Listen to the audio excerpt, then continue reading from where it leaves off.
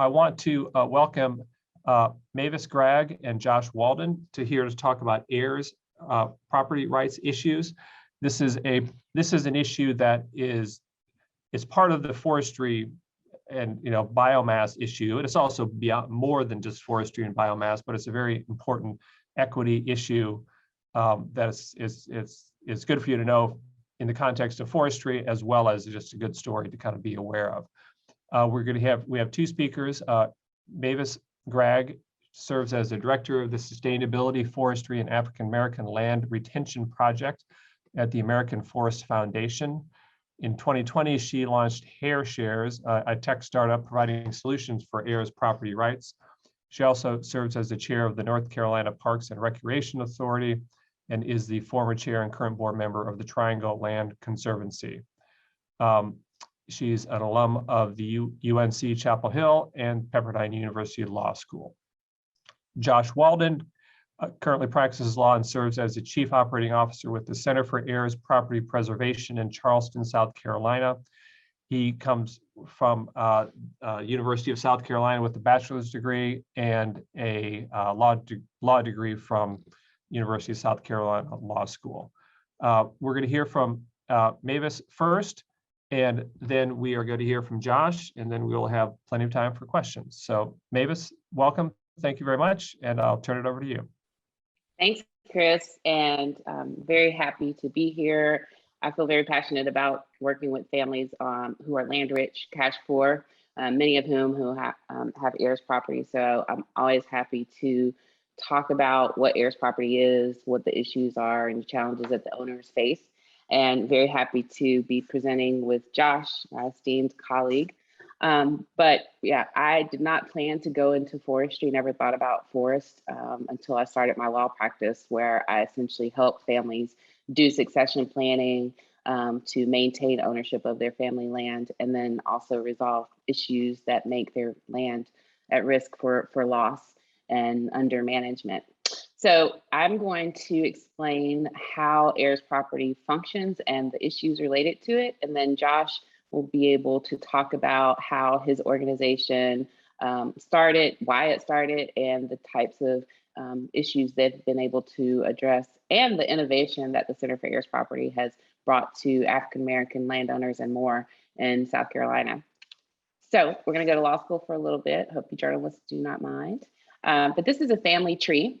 And it's a very typical family tree. It starts at the top with the two boxes that would illustrate perhaps a married couple, and they have children, which is illustrated by the next row in lilac. 3 of the children got married. We have some grandchildren, and we even have some great-grandchildren. Very typical American family tree. The family tree grows over time. People pass away. In this family, thinking about land, this family, the married couple acquired property and as part of their achieving the American dream of home ownership, and it'll benefit the family across generations as a home, as legacy, as a source of intergenerational wealth. And like most families, the family has not done any planning that will support ownership being maintained without complicated legal, financial, and social issues. And so if we were to imagine that this family owns their real estate in my home state of North Carolina, and they've maintained ownership through inheritance. And if we wanted to seek out who the current owners are of this property today, and assuming that everyone in the family tree that has an X in the box is deceased, there would likely be 16 owners today. So we went from 2 owners, the original married couple, to 1 owner. So after the first spouse passed away, the property ownership went to the surviving spouse, and that's by operation of law. When married couples own property, they typically own it with a survivorship right. And so when that first spouse passes away, it goes to the surviving spouse. And then when that surviving spouse passes away, through inheritance laws once again, and sometimes even when people have, or oftentimes rather, when people have wills in which they're planning for their property to go to their family members, it's usually creating heirs property. So the number of owners goes from 2 to 1 to 16. And I will say, and I'm sure Josh will affirm this, that most of the heirs property families that I've worked with or spoken to, 16 is actually pretty low. especially when we're talking about family land that's been in the family for multiple generations. Most of the families I worked with in my law practice owned their property since the early 1900s. Many of them were African American, and they were part of that boom of African American real estate ownership in America post-slavery. And then, of course, part of that decrease in ownership over the decades because of multiple issues, including the legal structure. So let's talk about the legal structure of heirs property. So the ownership is maintained through inheritance. There's two ways to transfer ownership of real estate. You can use a deed, which is a legal document, and it informs of who current owner is, who they're transferring the property to, and it's signed by the current owner and recorded in the public record. When property is passed through inheritance, the other way of transferring ownership, there's nothing that automatically puts the world on notice of who becomes the new owners of the property. You have to take additional steps. And for most families, they value this ability to transfer ownership through inheritance and don't feel that it's necessary to take the next steps to create a record. So one issue that crops up is that they don't know who owns the property over time because of how the property ownership is being transferred. They own the property as what's called tenants in common. So when a married couple acquires real estate, the bundle of rights that they have is very specific. It's often referred to as tenants by the entireties. It means that they are a married couple and that it can't be severed and that there's survivorship right. With tenants in common, it's a different bundle of rights. And with that, it requires, excuse me, it requires unanimous decision making. So imagine if all 21 of us on this call were seeking to make a decision about our property together, we would have to have unanimous agreement in order to do that. Everyone's vote, regardless of the size of their ownership share, counts the same. Individual owners have the right to transfer their share to whomever they want. So they can't transfer the whole property, but they can transfer their share to whomever they want. And that's where we get into risk of loss because individual family member owners will transfer their shares to a third party who is seeking full ownership of the property because as a tenant in common owner, you also have the right to seek a partition. And there's two types of partition. There's partition in kind, and that's where we physically divide the property. And then there's partition sale. And so when an owner petitions the court to partition the property, typically when it's a third party, they're seeking a partition sale. And the court has to first consider if the property can be physically divided. And if it can't, then the property, they have to consider if it can be physically divided equitably. So equitably proportional to every owner's share. And if they determine that it cannot be divided equitably by each person's share, then the court has to force the sale of the property. I'll tell you about some legislation in a minute that has improved the procedural rights of heirs property owners in a minute. But historically, the partition sales have been at auction. So not open market, but at auction. And there has been no requirement for the property to achieve a minimum value.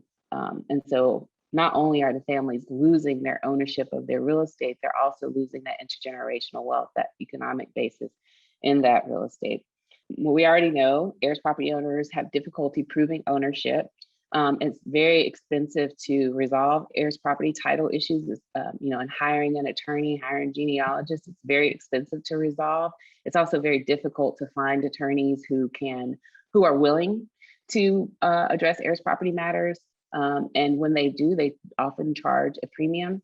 And then many programs, whether it's financial assistance or technical assistance, even borrowing money against the property, many programs will not allow you to participate if you can't demonstrate that you own the property. And so millions of dollars of wealth is lost and financial assistance is lost. So how do we confirm ownership of heirs property?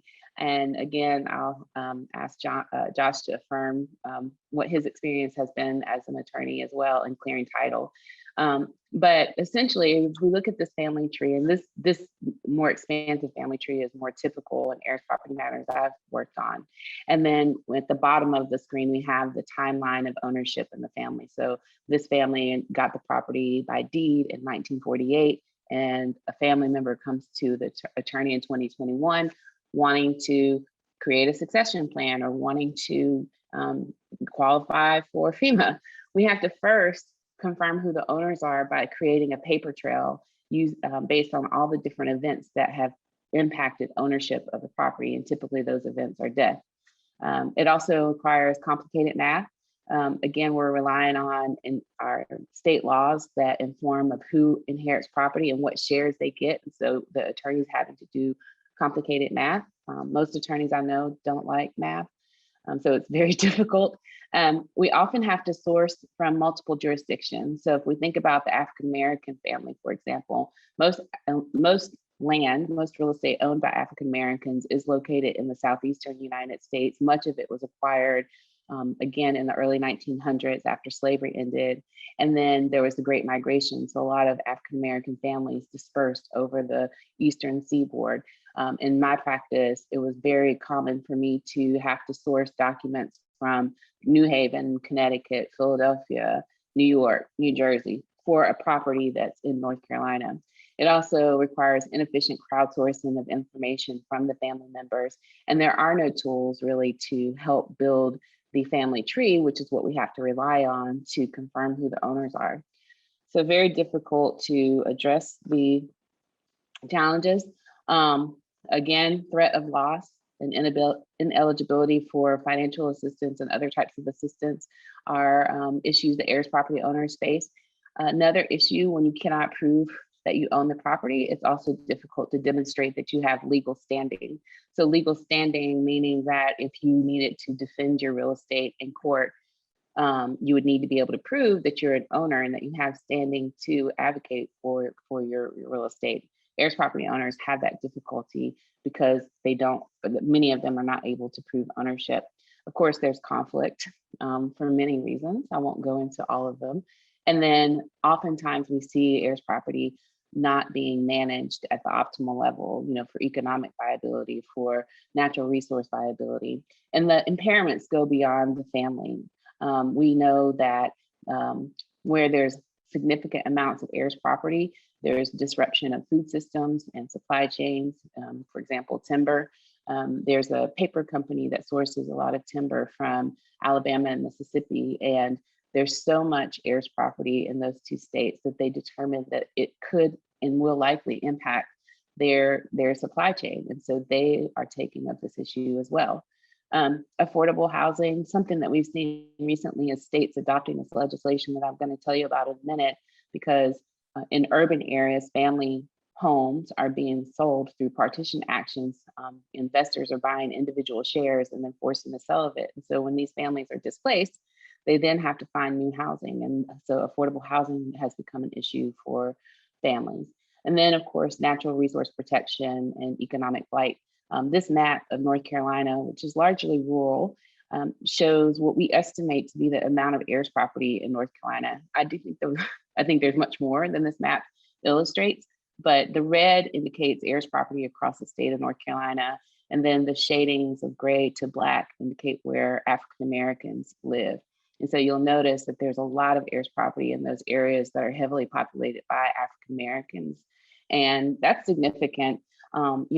People point to failure to have a will, but I think it's important to note that for the African American family, maintaining ownership of family lands that they acquired in the early 1900s in the Jim Crow era really required them to hide from the legal system, if you will. We know that African American families have lost land because of systemic issues and just violence within the legal system. And so for many families, maintaining ownership through inheritance and not participating in the legal system, by filing estates and creating records of ownership was actually a way to protect ownership. But we know now that actually makes it more vulnerable to loss. Yeah. Mavis, if I could ask a question. Sure. The map there is fascinating. I'm just curious about, in the eastern half of the state, there's one county that's just taken over by red dots. Mm-hmm.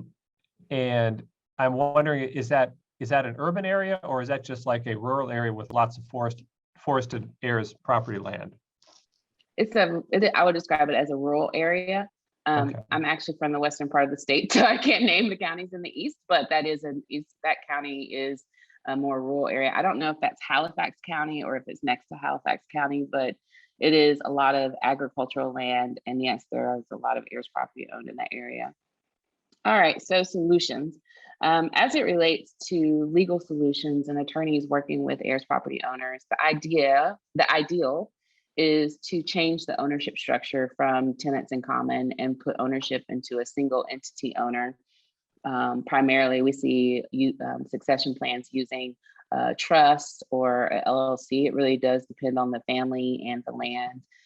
So it's not a one size fits all succession plan. But before we get to that step where we're putting ownership into a new structure, the first step is to confirm who the legal owners are, the current owners are. And we rely heavily on the family tree. They don't teach us how to build family trees in law school, but I have learned a lot through my real estate practice.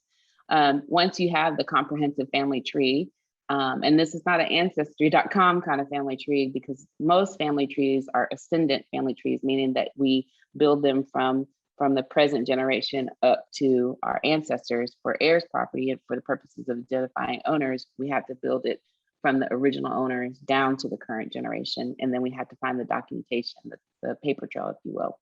Then the attorney confirms who the current owners are, clears title. And then once we've identified the owners, we engage in a decision-making process to hopefully agree on a new ownership structure that will ensure the property stays in the family and can be managed ongoing, right, for the next generations and so forth. And so that often requires buyouts and then transferring the property to the new entity. From a policy perspective, a major win for heirs property and for communities where there's lots of heirs property is the Uniform Partition of Heirs Property Act. This is model legislation that has been adopted in 19 jurisdictions. And the striking thing to me is that this legislation has been adopted in very, very unique places. So we've seen it adopted in Montana, Nevada, most recently California, as well as New York, most of the southern states, not my home state yet. But it's really important legislation because when a piece of property is being considered for partition, they have to obtain a fair market value appraisal. The property has to be, they have to know what the fair market value is. They have to sell it on the open market. The non-petitioning owners, so the owners who are not seeking the partition, have the opportunity to buy out the share of the petitioning owner. And so this would be a great disincentive for those third parties who are seeking to obtain ownership through partition actions. The Farm Bill 2018 is the first farm bill in which we've seen the USDA allow for farm and tract numbers for heirs property owners. Farm and tract number, I would describe as like a social security number for a piece of property. It's very important in that it allows these landowners to get access to USDA programs. And so the Farm Bill 2018 provides for the criteria for obtaining a farm and tract number if you own heirs property. And the states that have adopted the Uniform Partition of Heirs Property Act have a specific set of criteria, and states that have not adopted the legislation have a different set of criteria. In my opinion, the states that are landowners in states that don't have the Uniform Partition of Heirs Property Act have much more difficult criteria or documentation that they have to produce. And I think it would require working with a lawyer. So hopefully more states will continue to adopt this legislation for their ag heirs property owners. And then we've seen recently FEMA and some states expand their eligibility criteria for disaster relief. And that's also very significant because we know that natural disasters have a huge impact on those who own property, and those who are not able to rebuild, that diminishes their resilience significantly. And that's not just from a health perspective, it's also from an economic perspective. And that impacts communities as well. So very excited that FEMA and states have begun expanding the eligibility criteria for heirs property owners. And then we have landowner service providers. I'll speak a little bit about the Sustainable Forestry and African American Land Retention Project in a minute. And then Josh will be able to talk about the Center for Heirs Property Preservation, which is a phenomenal organization that has been addressing this issue for over a decade. And then there's many other examples. One that I've listed here is Vermont Law School Farmland Toolkit. They now have a section for heirs property owners and resources for heirs property owners state by state. So the Sustainable Forestry and African American Land Retention Project, the landowner journey for African American family forest owners in this program is pretty comprehensive.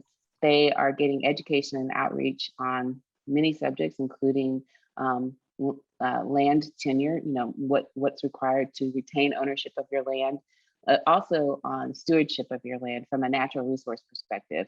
And they're getting legal assistance, and they're getting forest management plans, and they're getting assistance in putting practices on the ground. The enrolled landowners also get assistance with accessing capital. For example, the Natural Resource Conservation Service has EQIP, and I cannot remember what it stands for at the moment, but you have to, complete applications. You have to make sure that you're eligible to receive EQIP, and this program works with landowners very closely to access capital through programs like EQIP. And they also help the landowners get access to markets.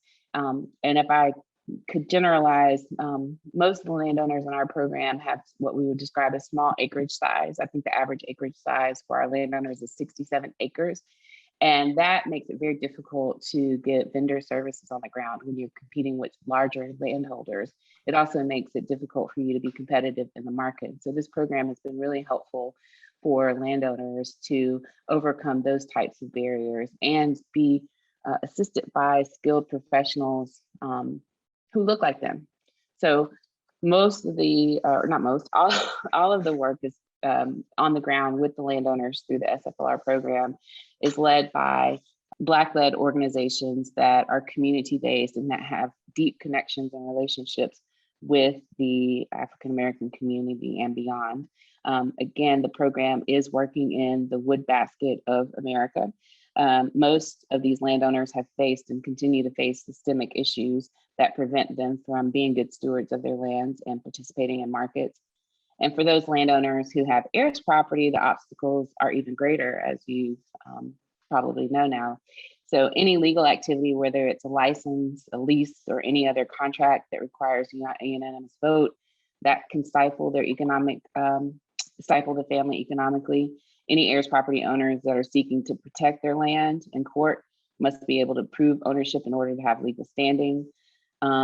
The inability to prove ownership can also limit access to programs, as pointed out earlier. And so programs like SFLR and organizations like the Center for Heirs Property Preservation and the other partners are critical for African American family forest owners. It was founded in 2012 by the U.S. Endowment for Forestry and Communities, and we are in 8 states: Virginia, North Carolina, South Carolina, Georgia, Alabama, Mississippi, Arkansas, and Texas. The other partners in this program are the American Forest Foundation, who I work for, the U.S. Endowment for Forestry and Communities, the U.S. Forest Service, Natural Resource Conservation Service, and 2 private foundations. And these organizations are really helping landowners. We've seen a huge change for the landowners enrolled in the program. We have a little over 1,400 landowners in the program, and they've been able to navigate the thorny path of heirs property and title issues and systemic racism issues, all while keeping their forest healthy. So Josh, I'd love to pass it to you because you have been closer to the ground with these landowners in the SFLR program. And then of course, the center is a very unique organization and for a long time was one of a kind. So I will pass. Oh, did you want to say something, Chris? Yeah, Mavis, if I could just ask on this before you drop the slide.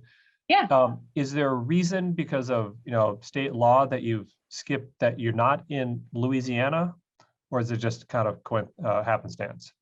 I don't know that there's a reason. I think that the endowment, so all of the organizations participating in the program were invited into the program by the U.S. Endowment for Forestry and Communities. AFF took over administration in 2019.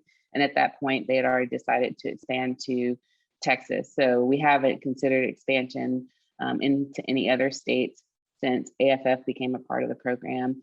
And I don't have enough institutional knowledge to know what informed where they would move forward in the past. Perhaps Josh knows, but I do know that there is a lot of interest in SFLR or SFLR-like programs in Florida and Louisiana and other states as well. But certainly there are African-American landowners throughout the South and who need these kind of programs. So my personal hope is that we do see expansion or duplication of efforts like SFLR. Okay, good deal. Thanks. Yeah, so we can go to Josh. Thank you very much, Mavis, and looking forward to hearing from you, Josh. Thank you, and thank you, Mavis. She certainly had the heavy lifting component of this presentation. There's a lot of nuance and some detailed legal aspects of this form of ownership that can prove problematic across the board for landowners. What we thought was I could give you a brief outline of what the center does. We are, I would say, a really unique organization in regards to addressing heirs property, public education, as well as land utilization by way of our forestry program.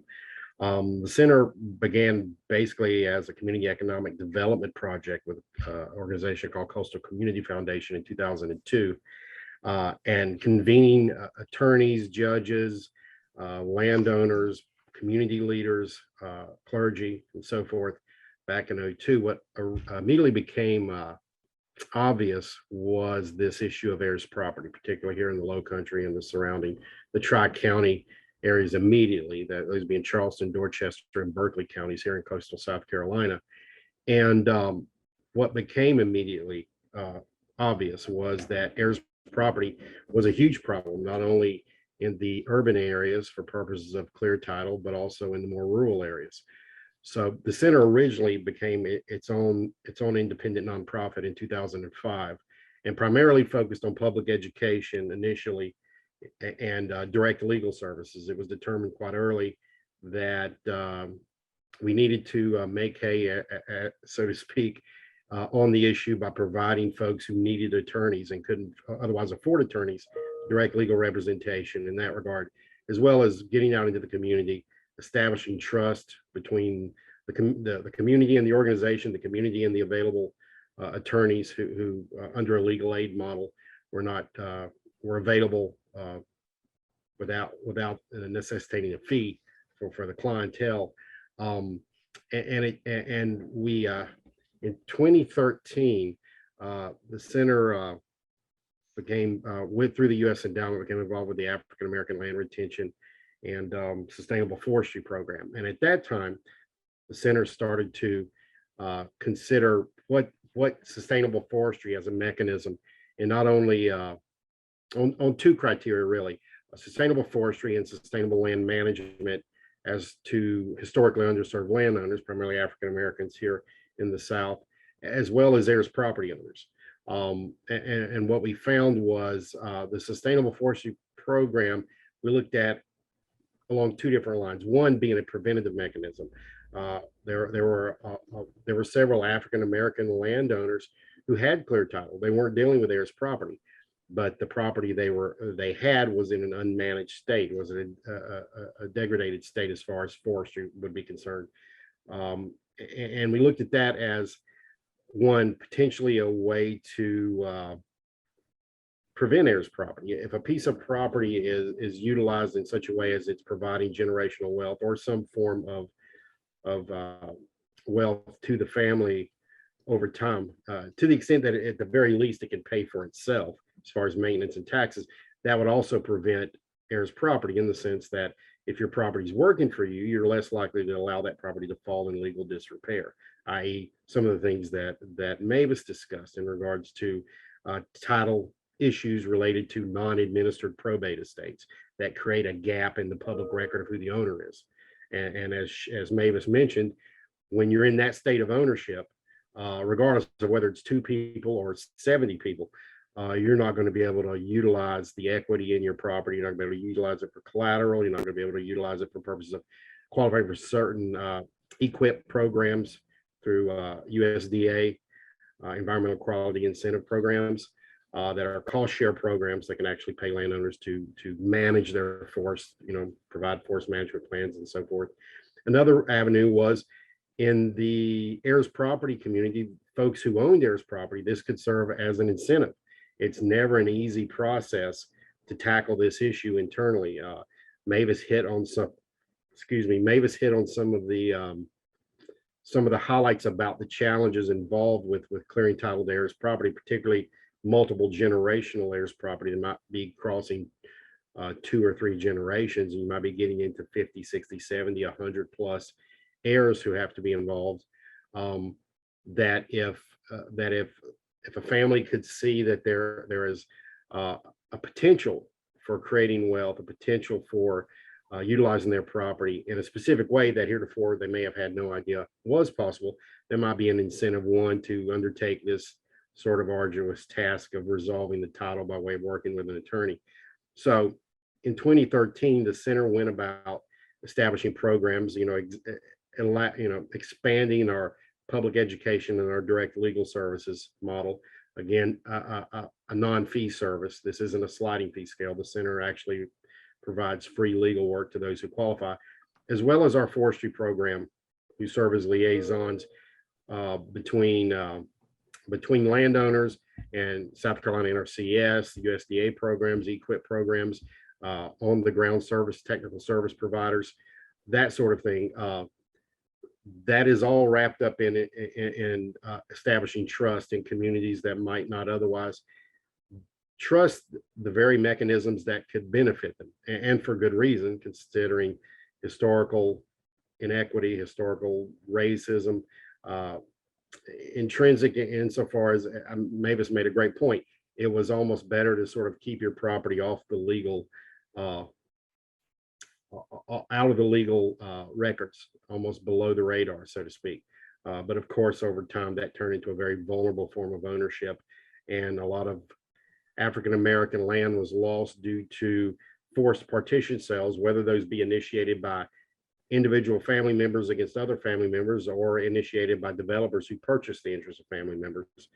There are a lot of things that go into the problematic form of tenancy and common ownership. So at this time, the center is wholly unique in the fact that we have a building that houses attorneys and foresters. It's a pretty unique and odd pairing, I guess, for most people.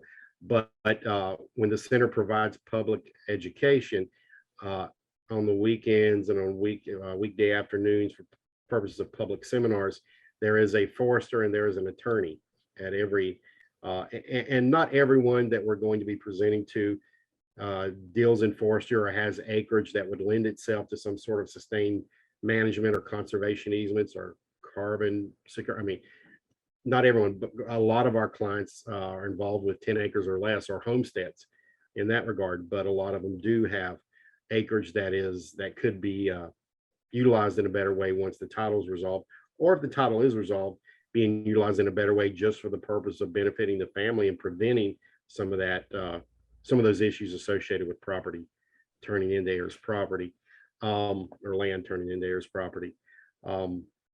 I've got an example of a case where the attorney and the legal aspect of the work crossed streams with the forestry program, and it's pretty indicative of what we see. We had an individual, a group of sisters who owned roughly 500 or so acres, and they initially engaged. Well, the oldest sister, they're all retired school teachers, attended one of our seminars, which is obviously a legal seminar as well as a forestry seminar. And what happened is what so often happens. A year went by after that seminar, and someone approached her, literally knocking on her door and offering roughly $50,000 for her timber. And then someone showed up roughly a couple of weeks later and offered her $75,000 for timber. Having attended the seminar, she reached directly out to our director of forestry, and it was determined that, and our director at the time was Sam Cook, who's with NC State now. basically advised her to hold off, let us send a forester out to walk her property with her and get some idea of what the value of that timber might be. And over the course of time, it was determined that the timber was worth significantly more. However, the property was heirs property. The property was originally owned by their parents, and the estate had never been particularly processed, and there was no record of the current owner. Property remained in the name of the decedent parents.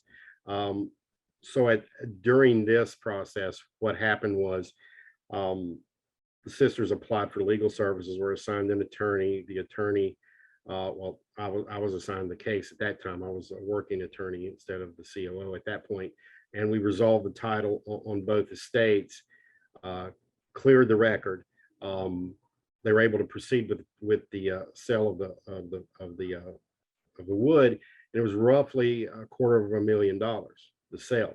And the truth is that the folks who approached that particular participant that day may not have been necessarily scammers. They're business people. They're trying to get the timber for the least amount. The other problem is when it's heirs property, which can generally often be determined by the way the record is presented in the local tax assessor's office. You're not going to get I won't say legitimate. There needs to be a chain of title for timber the way there is for property. And for purposes of a large scale timber buyer purchasing timber off heirs property is generally not going to happen because of the associated liability. There is no public legal record of who the owner is. So who do you have sign the contract for timber sale?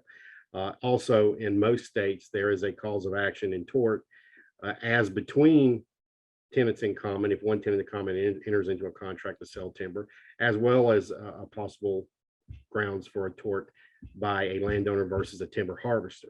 So invariably, folks get lowballed in that regard and come up with only a fraction of what their timber may actually be worth. And that's just one of the examples we've seen, and I've seen personally as the attorney who handled that case. But for the combination of an attorney and a forester, and that doesn't necessarily always have to be by way of them being under the same roof in an organization such as the center. It's one reason we're really unique. But there are a lot of folks who accomplish this sort of same holistic approach to the problem by way of partnering outside of their organization. And that's sort of what the SFLR network that Mavis was referring to. A lot of those organizations don't have in-house attorneys and can't have in-house attorneys based on their state law.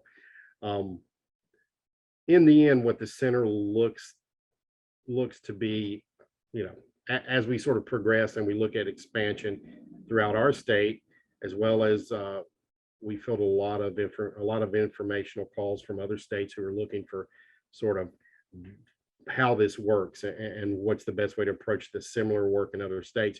We are starting to partner outside of our state with some other organizations to sort of bring this model, whether it be as consultants or otherwise, to try to affect as many heirs property owners in a lot of different areas. It's a problem that we've learned, as far as our constituency, it's primarily African-American folks in the coastal region of South Carolina, as well as the Gullah Geechee corridor. But we know that it's an issue in the Southwest with Native folks, and it's also an issue in Appalachia.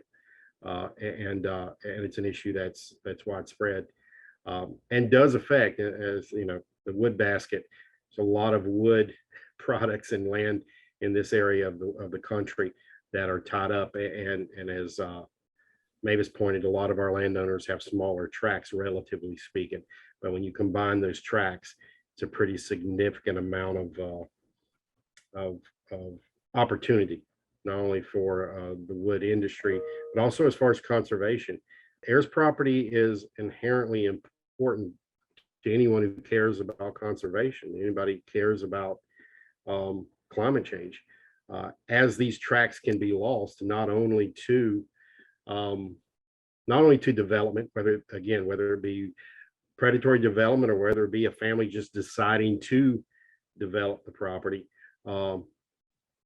believing they have no other route to create wealth, as well as folks who have heirs property losing the property to tax sale or losing the property to partition in kind. Those trees disappear, they're usually replaced by concrete. And that's sort of the problematic effect. So it's an issue that certainly stretches across several realms of concern when you're talking about the environment. Since the center's inception in 2005, through the direct legal services, we've resolved about $16.5 million worth of heirs property, tax assessed value. That's not even, appraised value, just tax assessed. And that's that much more money that's available, that much more equity available to landowners that wouldn't have been available otherwise, as well as the land itself being available for purposes of our folks anyway, at least those that have 10 acres or more, generally participating in the forestry program. Fellows, we have time for a handful of questions. Anybody has a question, raise your hand. I'll get started with one here. Is it possible to eventually get clear title on any kind of property or land? Is it just a matter of the amount of time and legal expertise you're going to put into it, or are there some that are kind of so hopelessly poorly documented that you can't get to clear title? I think at some point you have to ascertain whether it makes sense to try to clear title or take a different approach clear title through a title search, or whether it makes more sense to approach clearing title differently. So when I had my law practice, my norm for the families that I worked with after doing an initial intake was to establish a number of hours that we agreed that I would work on a title search, and then we would check in at that point to determine if we should continue with the title search or pursue a quiet title action. A quiet title action is where you are basically asking the court to confirm that someone on some legal basis is entitled to have the property ownership titled in their name. So to give you an example, a man he was not an owner. His dad was an heir owner, and his dad had been operating the family farm since the late 1970s when his grandfather passed away. He wanted to get ownership into his name. So, out of his dad's name and all the other heirs property owners through clearing title and then having them transfer. So we agreed I would spend 5 hours on the title search and then advise him of whether it makes sense to go forward. And within 5 hours, I was able to identify 90 owners and not most, but quite a few of them were minors. So this family actually had a pretty up-to-date family tree that I could reference. There were quite a few minors and there were quite a few people that he did not know at all. And so, getting that many people to be able to participate in decision-making was going to be very difficult. And I advised him that he would need to pursue quiet title, or his dad actually would need to pursue quiet title, using as his legal basis the fact that he had been operating and taking care of the property for over 40 years. To Mavis's point, when you're going across generations and you're looking at several generations it inherently gets more difficult and more complex, not only for the legal aspect, but the social and family dynamic mediated agreement aspect. And if you're going to be in court with a family and you want to be sure you remove them from a point of vulnerability, you need to go with an agreement. Otherwise, you're to some degree vulnerable to a forced partition sale, whether that's in a state with the Uniform Act or not. So it's one of those things that can be difficult. But I think it's key to remember also that not all heirs property is across multiple generations. Mm-hmm. In South Carolina, it takes 10 years. It would be nice to think we had this finite number of tracks we need to clear. And if we work hard enough, they're all going to go away and we're going to resolve them. But in South Carolina, for instance, if an original landowner passes away and with no will or doesn't probate or file a will within 10 years, they've deemed to have died intestate. And if no one resolves the title via an estate administration for purposes of creating that public record, then there is no owner per the public record other than the original decedent owner. So what the center does is the idea of preventing that issue by way of public education, wills clinics in the community for free, estate administration during the first generation, some varying degrees of probate work that may be 2 generations or mid-generational, can solve a lot of problems and prevent the more complex and less successful endeavor of attacking an issue like, to Mavis's point, where you've got 100+ heirs and a third of them are unknown to each other. So Josh, I was hoping you could go back to the example that you talked about with the sisters that own 500 acres. How far back did that land go? You may have told us, but if you could tell us how far back that land went, and was it, and did the sisters each own like a share of? I mean, did they own it together, or how did the ownership structure work? yeah, the land was originally acquired, if I recall correctly, around 1920, and their parents inherited the property, or their parents purchased the property. The father passed away. All the sisters were 75+ years when they came to the center. They owned as tenants in common, exactly the way Mavis was describing. They each owned their fractionalized interest, and for that purchase, they each owned 1/4 interest, right? So they each own 1/4 interest in the whole. That's the really unique thing about tenancy in common. If you thought about 10 acres and 10 heirs, you would think everybody owns an acre, particularly if somebody cut out an acre and built a house on it and put a fence around it. But that's not the case. They each own 1/10 interest in 10 acres, not 100% in 1 acre, based on the fact that, the equity of dividing a parcel like that can be problematic, and it requires agreement as well. So they each owned their fractionalized interest, which gave them the right to undivided use of the property as a whole. The notion of people coming and knocking on your door to say, I want to offer you X dollars for your timber.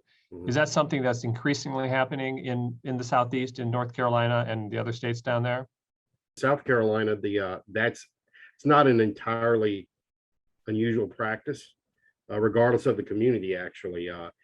That's what can be problematic about it. You can have someone, generally a timber buyer, who's in good faith approaching you after driving by a stand, and then you can have some, what we call pin hookers, those guys that drive by and they know it's heirs property, they're going to undercut the price, or generally, even if it's not heirs property, they're going to undercut the price for purpose of trying to make a profit.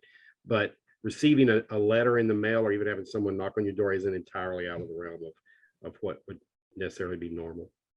Mark Heller at E&E News. I wondered how some of what you're talking about either interacts with or intersects with conservation easements. Could you talk a little bit about those? And I don't know off the top of my head how much commercial harvest, for instance, is allowed under those easements. To the extent that you have heirs property, you do have to have agreement by all of the owners to put the property under a conservation easement. So that's one challenge. And then I would say for many of the landowners that we work with, most of them have smaller parcels. Most of them have parcels that probably aren't as economically viable as larger land holdings, or land holdings that are in more favorable conditions. And so putting a property under conservation easement, it doesn't necessarily provide them with an economic benefit like it does for more affluent landowners. Because when you have property under a conservation easement, it necessarily diminishes the market value. So there's difficulty getting into one from a owner standpoint if you have heirs property, and then from an economic standpoint, it's not conservation easements, and they're in the traditional form. Most of those are perpetual. Those aren't the best solutions for conservation. So there are other ways that landowners can approach implementing practices that are achieving some sort of protective purpose. I think for many landowners, particularly landowners of color, particularly landowners who are land rich, cash poor, it's not as viable of an option. Right. Josh, what do you think, Josh? Do you have a? Yeah, I mean, I believe I agree wholeheartedly. You got to have clear title to enter into a contract for an easement. You got to have all the heirs agree to do so. And generally speaking, again, it does devalue the property to a certain degree, in the sense of that bundle of sticks that you get with ownership and what rights are you selling. So unless the acreage is to the extent that they're going to realize realize income by way of a purchase of conservation easement. The smaller scaled properties aren't going to generate such. But we have discussed with some of landowners who maybe aren't open to the idea of a conservation easement, but we can accomplish some of those other things by way of deed restrictions amongst a tenancy and common group. If the property has been divided by way of a partition and kind agreement that Mavis talked about, then what we've done in the past is if they want some semblance of a protection, but not go all the way with a conservation easement, that deed restrictions in some cases can benefit them in regards to no sale or right of first refusal, as well as limiting use on the individual tracts. So at the end of the day, our landowners might not warm up too much to the conservation easement for a lot of the reasons that Mavis talked about, but they are open to the idea because they've always been practicing conservation. They love the land. They want it the way it is. It's the way it is now because they love it. So at the end of the day, sometimes it's about thinking outside the box and finding what's important to your landowners. All right, thank you. Okay, we have a comment from Jorge Rodriguez, who is from based out of Guatemala City, Guatemala. I know that each country has their own laws, but this kind of happens here with land ownership by ancient indigenous communities. When they want access to forestry incentives, they have to present legal papers that they don't usually have. So they not only are not eligible for those incentives, but they also face the risk of losing their land, which they've been taking care of for centuries. It helps him see that small landowners are at risk no matter the country they live in. Yeah, I'm so glad that you said that, Jorge. Yeah, I spoke with someone from an American organization that wanted to do conservation easements in the South Pacific, and an island nation in the South Pacific that doesn't have title registration. And that actually raised a lot of red flags for me, because at the same time, I think protecting, conservation protection is important. Introducing title registration in that area could actually lead to those folks losing their land that they've cared for centuries. And so it's complex. I do think that, it's complex. I'm glad that you raised that point. David, question? Yeah, I'm based here, David Borax from WFAE in Charlotte, North Carolina, and I'm covering this issue specifically about the Carolinas. And I guess I wonder, do you have any examples of families that have been egregiously taken advantage of by the wood pellet companies that we might follow up on? I don't have any examples. Do you, Josh? No, I don't have any examples of wood pellet companies taking advantage. I know from a forestry standpoint here, a lot of times the wood pellet industry, and we haven't any, to my knowledge at this point, I don't think we've had any landowners pursue that avenue. But I know the idea, generally speaking, is a lot of our landowners, their tracts are in degraded states. So the idea of harvesting for purposes of wood pellets helps clean it out, and it might be a level of wood that wouldn't be necessarily desirable for poles or for other things like that, but could be beneficial. But again, I don't have any landowners who have been taken advantage of or anything like that. Yeah, I will offer that. I mean, I think we all know this. Most families who own land that is near any kind of waste, any kind of production is at harm. And we know that African-American communities and other communities of color are disproportionately burdened by these kind of activities, whether it's, landfills, confined animal feeding operations, coal ash. The Southern Environmental Law Center was on a panel that I was on a few years ago, and they presented this map that it looked like the Heirs property map that I showed you all, except just input coal ash, combined animal feeding operations, which in North Carolina, those that doesn't include poultry, because poultry doesn't have to be permitted. So it was just, pigs and the like. And I wish we could combine those maps, because we would see that there's high concentrations of where people of color live and where these waste and production facilities are, and where there's hotspots of Heirs property. And so again, I point back to the fact that many Heirs property owners who can't prove that they own the property will have difficulty demonstrating that they have legal standing and can't defend it. And then in North Carolina, unfortunately, our legislature has placed a cap on how much you can recover when those kind of harmful activities are happening to them. So it's very complex and problematic. And so that's why I'm glad we have programs like the SFLR program and organizations like the Center, because at a minimum, these landowners are learning, they're changing their behaviors, and they're becoming advocates for themselves. Mavis and Josh, I want to thank you both very much for your time and expertise. Great presentation, and thanks for the questions you're able to answer.